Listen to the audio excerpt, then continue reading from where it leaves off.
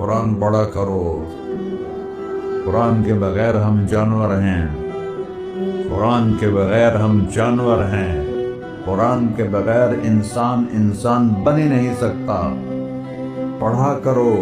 چند چیزیں ہیں جو علماء سے متعلق ہیں، باقی تو سب اللہ کی توحید ہے، میرے نبی کی تعریف ہے.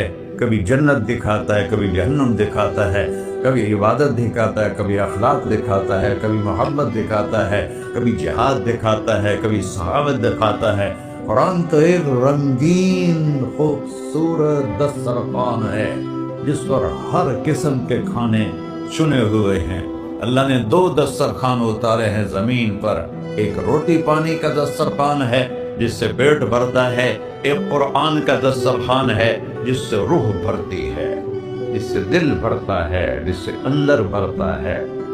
لو انزلنا هذا القرآن